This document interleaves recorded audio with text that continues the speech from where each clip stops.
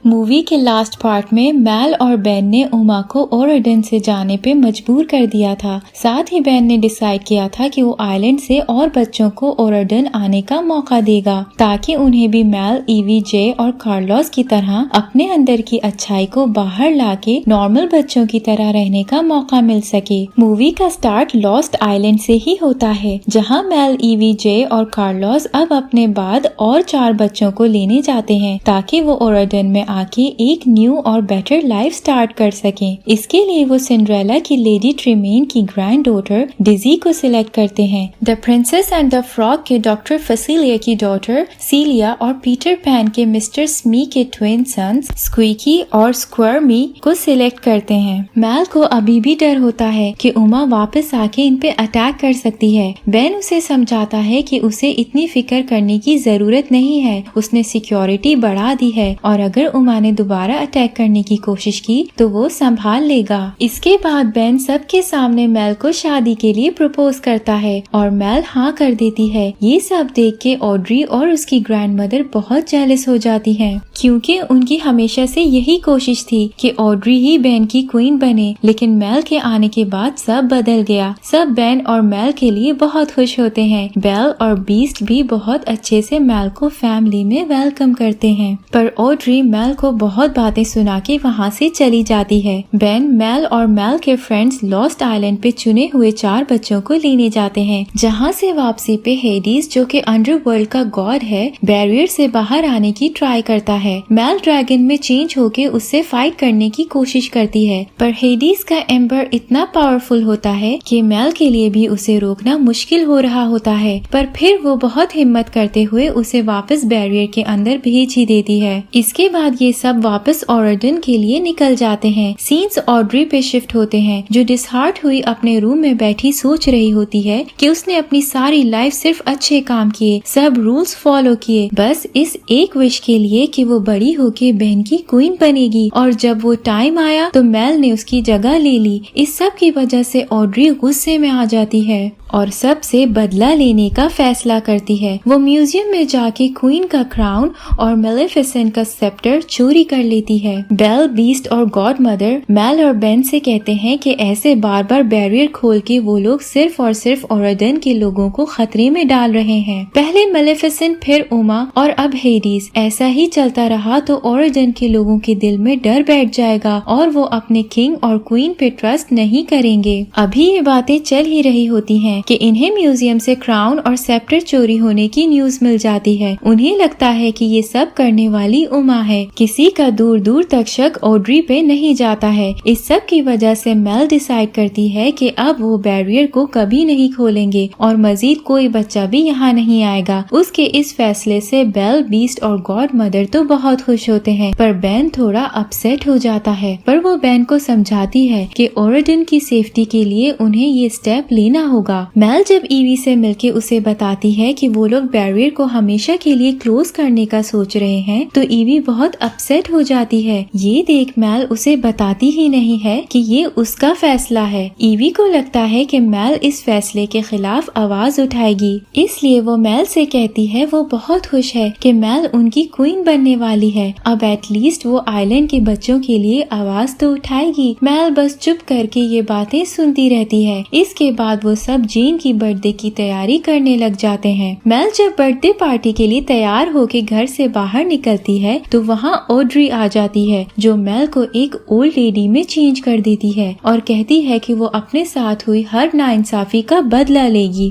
Mail के friends के वहाँ आते ही ऑड्री वहाँ से भाग निकलती है। मेल उन सबको बताती है कि ऑड्री ओरेगन के लोगों से बदला लेना चाहती है। इसका मतलब है कि पूरा ओरेगन खतरे में है। जे उसे अपने ऊपर से स्पेल खत्म करके वापस नॉर्मल होने को कहता है, तो मेल बताती है कि सेप्टर से पावरफुल कोई स्पेल नहीं है, पर हेडीज का एम्बर सेप्टर का मुकाबला कर सकता है। इसलिए ये सब एम्बर लेने आइलैंड पे जाने का डिसाइड करते हैं और इनके साथ सीलिया भी जाती है। ये सब बाइक्स पे स्पेल की मदद से आइलैंड तक जाते हैं। जेन अपनी बर्थडे पार्टी पे कार्लोस का वेट कर रही होती है और चैड उसे मायूस करने में लगा होता है कि कार्लोस उसकी बर्थडे भूल गया है। तभी वहाँ ऑड्री आ जाती है, जो सबको स्पेल से सुला देती है। चैड उसे कहता है कि वो उसकी साइड पे है, जिस पर ऑड्री उसे कुछ नहीं करती है। जेन ये सब देख के इंचेंटेड लेक में छलांग लगा देती है और स्पेल से बच जाती है। जेन फौरन बेन को ऑड्री के खिलाफ वार्न करती है और पार्टी पे आने से भी मना करती है। मेल और उसके फ्रेंड्स जब आइलैंड पहुंचते हैं तो मेल वापस अपने रियल फॉर्म में आ जाती है क्योंकि आइलैंड पे इविल मैजिक काम नहीं करता है। इस सब के बाद ये सब सीलिया के घर हेडीज के घर की की लेने जाते हैं। वहाँ न्यूज में इन्हें पता चलता है कि ऑड्री ओरेडन में सबको स्पेल से सुला रही है। की लेके जब ये बाहर आते हैं तो देखते हैं कि हैरी और उसके फ्रेंड्स इनकी बाइक्स लेके भाग गए हैं। सब अपनी बाइक्स लेने इनके पीछे जाते हैं जबकि मेल सीलिया के साथ हेडीज के घर एम्बर लेने चली जाती है। एक लंबा रास्ता क्रॉस करके मेल और सीलिया हेडीज के रूम तक पहुंचते हैं। हेडीज सो रहा होता है और ये दोनों मौके का फायदा उठा के एम्बर पकड़ने लगती हैं। मेल सोफे के पीछे जाती है, तभी हेडीज उठ के सीलिया को आवाज देता है। मेल को लगता है कि हेडीज को उसका पता नहीं चला और वो एम्बर पकड़ने लगती है, पर हेडीज उसे भी रोक देता है। यहाँ हम पे रिवील होता है कि हेडीज मेल का फादर है जो उसे और मेलेफिसेंट को मेल के बचपन में मेलेफिसेंट के बुरे एटीट्यूड की वजह से छोड़ गया था। मेल ने इसलिए कभी उसका जिक्र नहीं किया क्योंकि वो हेडीज से नफरत करती है। वो हमेशा मेल के आसपास ही रहा, फिर भी कभी उसे बाप का प्यार नहीं मिला। मेल हेडीज पे गुस्सा होती है। उल्टा हेडीज उसे कहता है कि अगर वो उसकी लाइफ में होता तो शायद वो क्वीन कभी ना बन सकती, इसलिए उसे ऐसा नहीं सोचना चाहिए। आखिर में हेडीज मेल की नाराजगी खत्म करने के लिए उसे एम्बर तो दे देता है, साथ ही बताता है कि ये एम्बर की पावर्स जैसे हेडीज के लिए काम करेंगी, मेल के लिए नहीं करेंगी, और अगर ये वेट हो गया तो किसी काम का नहीं रहेगा। पर मेल कहती है कि वो भी हेडीज का हाफ ब्लड शेयर करती है, इसलिए ये रिस्क लेने को तैयार है क्योंकि इसके अलावा उसके पास कोई ऑप्शन नहीं है। बाहर आके मेल सीलिया से कहती है कि हेडीज उसका बाप है, ये ईवी के अलावा किसी को नहीं पता है, इसलिए बेहतर है कि सीलिया भी इस बात को राज ही रखे। तभी सीलिया कहती है कि उसे अब समझ आया है कि हेडीज हर वक्त मेल के बारे में क्यों पूछता रहता था। सीन्स बेन पे शिफ्ट होते हैं जिसके पास ऑड्री पहुंचती है। बेन ऑड्री को समझाता है कि अगर वो ये सब यहीं बंद कर देगी तो उसे कोई सजा नहीं मिलेगी। ऑड्री कहती है कि उसे अपनी पुरानी लाइफ वापस चाहिए, यानी कि बेन वापस चाहिए। बेन कहता है कि वो ये नहीं कर सकता है, जिस पर ऑड्री गुस्सा होके बेन पे स्पेल कर देती है। मेल एम्बर लिए अपने फ्रेंड्स के साथ बैरियर से बाहर आती है तो पीछे पीछे हैरी और गैस्टन भी बाहर आ जाते हैं, जिनके साथ लड़ाई में एम्बर पानी में गिरने लगता है, पर उमा पानी से बाहर निकल के एम्बर पकड़ लेती है। उमा एम्बर देने से मना करती है तो मेल को उसके साथ डील करनी पड़ती है कि ऑड्री वाला मसला सॉल्व करके वो आइलैंड से विलेन के सब बच्चों को बाहर ले आएंगे।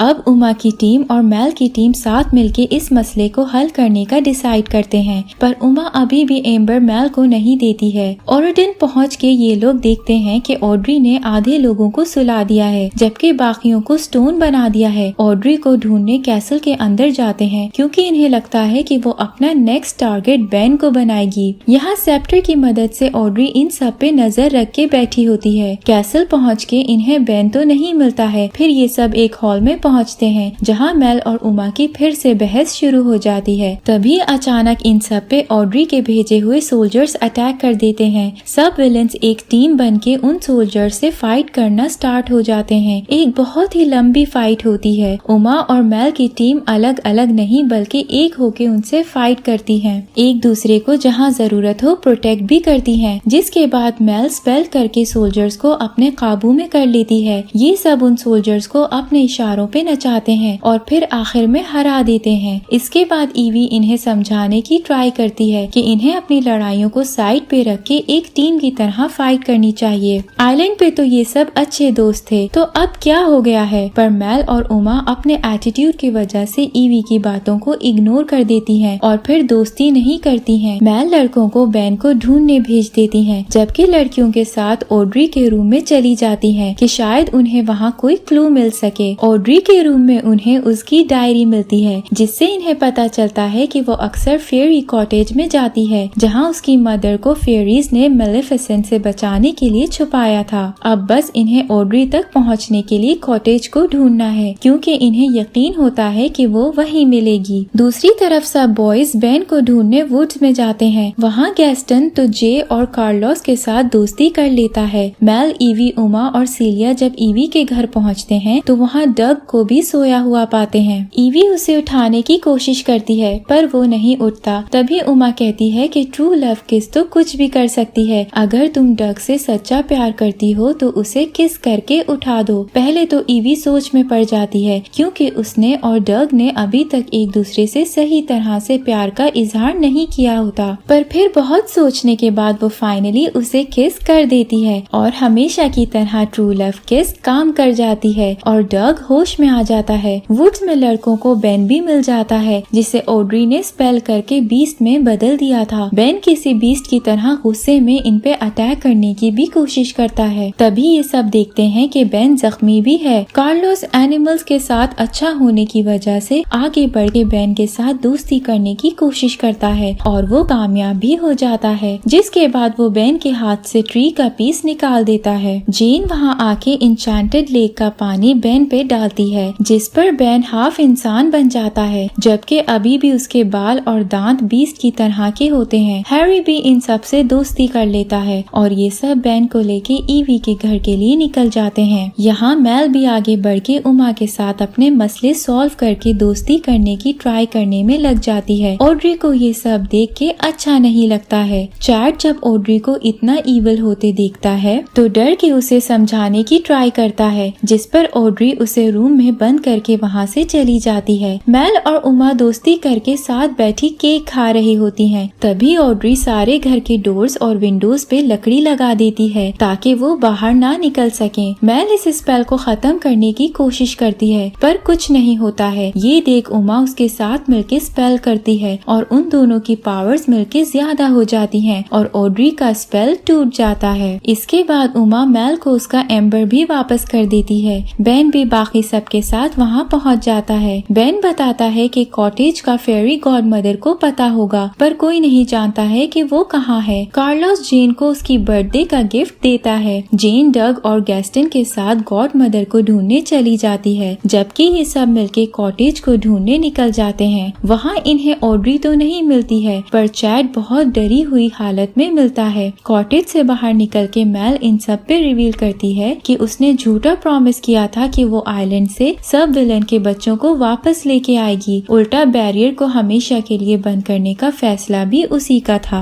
ये जान के उमा, हैरी और सीलिया गुस्सा हो जाते हैं और जाने से पहले सीलिया एम्बर भी मेल के हाथ से पकड़ के पानी में फेंक देती है। ईवी भी मेल से नाराज हो जाती है कि उसने ईवी से झूठ बोला। इससे पहले कि मेल उसे कुछ समझा सकती, बेन, जे, कार्लोस और ईवी भी स्टोन में बदल जाते हैं। मेल उमा के पास हेल्प लेने जाती है तो वो भी हेल्प करने से मना करके मेल को अकेला छोड़ के चली जाती है। अब मेल के पास एम्बर भी नहीं होता कि वो ऑड्री से लड़ सके। तभी वो देखती है कि ऑड्री ने सीलिया को पकड़ लिया है। सीलिया को बचाने के लिए मेल ड्रैगन में चेंज हो जाती है पर ऑड्री से मुकाबला करना उसके लिए मुश्किल हो रहा होता है। मेल एम्बर को अपनी फायर से ड्राई करती है। उमा भी देखती है कि मेल अकेले ऑड्री से मुकाबला नहीं कर सकती है, इसलिए वो भी आगे बढ़ के उसका साथ देने को तैयार हो जाती है। मेल और उमा मिल के एम्बर को वापस ठीक करते हैं, जिसके बाद मेल ऑड्री के साथ लड़ाई में जीत जाती है और ऑड्री गिर के बेहोश हो जाती है। ऑड्री के बेहोश होते ही ओरेडन में सब लोग वापस नॉर्मल हो जाते हैं। सीलिया उमा के साथ वापस आइलैंड पे जाने का फैसला करती है। ऑड्री को ठीक करने के लिए उन्हें हेडीज को आइलैंड से बुलाना पड़ता है क्योंकि उसने तो पहले ही मेल को कहा था कि एम्बर की सारी पावर सिर्फ वो ही इस्तेमाल कर सकता है। हेडीज आके ऑड्री को ठीक कर देता है और इन सबको एहसास दिलाता है कि अगर कोई अच्छा इंसान गलती करे तो उसे माफी मिल जाती है, पर अगर कोई विलेन गलती करे तो उसे माफी की जगह हमेशा के लिए कैद मिल जाती है। मेल हेडीज को जाने से पहले थैंक यू बोलती है और हेडीज अपना एम्बर भी उसे दे जाता है। अपनी एंगेजमेंट पार्टी पे मेल ओरेडन के लोगों से कहती है कि वो सिर्फ ओरेडन की क्वीन नहीं बनना चाहती बल्कि आइलैंड की भी क्वीन बनना चाहती है। सबको ये भी बता देती है कि हेडीज उसका फादर है। ये लोग नहीं बता सकते हैं कि कौन सा इंसान अच्छा है और कौन सा बुरा। बुराई और अच्छाई कभी भी और किसी भी इंसान में मिल सकती है, इसलिए विलेंस को ऐसे आइलैंड पे लॉक करना बिल्कुल गलत है। जिसके बाद बेन और मेल हमेशा के लिए आइलैंड से बैरियर हटा देते हैं। लास्ट सीन्स में आइलैंड और ओरेडन के लोग मिलके बेन और मेल की एंगेजमेंट पार्टी एंजॉय करते हैं। मेल अपने फादर से भी मिलके उन्हें माफ कर देती है और वहीं मूवी मूवी एंड हो जाती है।